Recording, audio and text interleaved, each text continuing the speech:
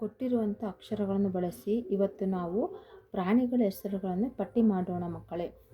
ಇಲ್ಲಿ ಏನು ಮಾಡಿದ್ದಾರೆ, ಇಲ್ಲೊಂದು ಅಕ್ಷರಗಳನ್ನೆಲ್ಲ ಕೊಟ್ಬಿಟ್ಟಿದ್ದಾರೆ. ಇವಾಗ ಈ ಬಾಕ್ಸ್ಗಳಲ್ಲಿ ನಾವೇನು ಮಾಡಬೇಕು, ಅಕ್ಷರಗಳನ್ನು ಬಳಸಿ ನಾವು ಪ್ರಾಣಿಗಳ ಹೆಸರುಗಳನ್ನು ನಾವು ಗುರುತಿಸ್ಬೇಕು, ಆಯಿತಾ.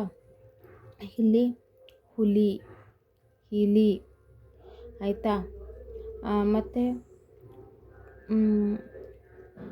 ತೋಳ, ಕಬ, ಬಕ, ಮತ್ತು ಅದೇ ರೀತಿಯಲ್ಲಿ ಕರಡಿ, ನರಿ, ಎಮ್ಮೆ ಮತ್ತು ಕತ್ತೆ, ಅದೇ ರೀತಿಯಲ್ಲಿ ನರಿ. ಹೀಗೆ ಈ ರೀತಿ ಅಕ್ಷರಗಳನ್ನು ಬಳಸಿಕೊಂಡು ನಾವು ಒಂದು ಪ್ರಾಣಿಗಳ ಹೆಸರುಗಳನ್ನು ನಾವು ಪಟ್ಟಿ ಮಾಡಿದ್ದೇವೆ, ಗುರುತಿಸಿದ್ದೇವೆ.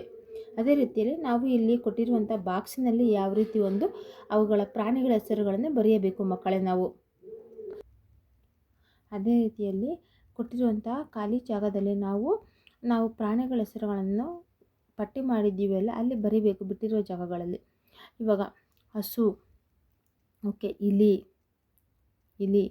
ಹುಲಿ, ತೋಳ, ಕರಡಿ, ಎಮ್ಮೆ, ನರಿ, ಬತ, ಎಮ್ಮೆ, ಅದೇ ರೀತಿಯಲ್ಲಿ ಕತ್ತೆ. ಹೀಗೆ ಅಕ್ಷರಗಳನ್ನು ನಾವೇನು ಮಾಡಬೇಕು, ಬಿಟ್ಟಿರುವ ಜಾಗಗಳಲ್ಲಿ ನಾವು ತುಂಬಬೇಕು. ಇವತ್ತು ನಿಮಗೆ ಈ ಪ್ರಾಣಿಗಳ ಹೆಸರುಗಳನ್ನು ಒಂದು ಕ್ಲಾಸ್ ಇಷ್ಟವಾದಲ್ಲಿ ಪ್ಲೀಸ್ ಕನ್ನಡ ಫಾರ್ ಲಿಟಲ್ ಸ್ಟಾರ್ಸನ್ನು ಲೈಕ್ ಮಾಡಿ, ಶೇರ್ ಮಾಡಿ, ಮೇಲೆ ಕಾಣುವಂಥ ಬೆಲ್ ಐಕಾನನ್ನು ತಪ್ಪದೆ ಪ್ರೆಸ್ ಮಾಡಿ. Thank you.